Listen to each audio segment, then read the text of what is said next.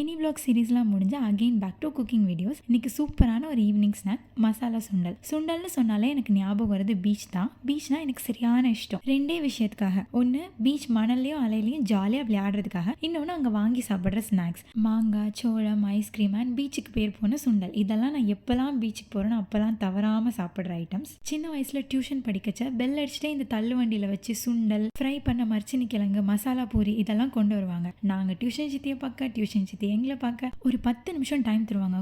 கொடுன்னு ஓடி வந்து அம்மா கிட்ட, அம்மா சுண்டல் வந்திருக்கு காசு தாங்க அப்படின்னு கேட்டா, டியூஷனுக்கு படிக்கிறதுக்கு போறியா இல்லை ஸ்நாக்ஸ் சாப்பிட போறியா அப்படின்னு சொல்லி 4 திட்டும் கொடுத்துட்டு 20 ருபீஸ் கரெக்டாக கொடுத்து விடுவாங்க. எனக்கு 10 ருபீஸ்க்கு, என் அக்காவுக்கு 10 ருபீஸ்க்கு சுண்டல் வாங்கி ஜாலியாக சாப்பிடுவோம். ஸோ இந்த சுண்டலுக்கு பின்னாடி எனக்கு அழகான நிறைய நல்ல மெமரிஸ் இருக்கு. இன்னைக்குள்ள கதைக்கு வருவோமா? நான் இதை வீட்டில் 3rd டைம் ட்ரை பண்றேன். ஃபர்ஸ்ட் டைம் ட்ரை பண்ணும்போது சரியான கூத்து. அம்மா மசாலா சுண்டல் கேட்டிருந்தாங்க. எனக்கு சரியா ரெசிபி தெரியாததுனால எப்பவும் போல ட்ரையாவே பண்ணிடலாம்னு சொல்லி தான் ஸ்டார்ட் பண்ணேன். ஆனால் சுண்டல் ரொம்ப குழஞ்சு போச்சு. அதுக்கப்புறம் அதை எப்படி ட்ரையாக பண்ணுறது அப்படின்னு சொல்லிட்டு இருக்கிற மசாலா பொடியெல்லாம் கொஞ்சம் கொஞ்சம் போட்டேன். அழகான மசாலா சுண்டல் ரெடி ஆயிடுச்சு. இன்னைக்கு மசாலா சுண்டல் தான் வைக்கணும் அப்படின்னு சொல்லி ட்ரை பண்ணேன். ஆனால் சுண்டல் சரியாக வேகவே இல்லை. திருப்பி அதை குக்கரில் கொட்டி, அதை திருப்பி பாத்திரத்தில் கொட்டி எப்படியோ பண்ணி முடித்தேன். டேஸ்ட் சூப்பராக இருந்தது. ஆனால் நான் அதில் எலுமிச்சை பழ சாறு ஊற்ற மறந்துட்டேங்கிறது சாப்பிட்டதுக்கு அப்புறம் தான் ஞாபகமே வந்தது.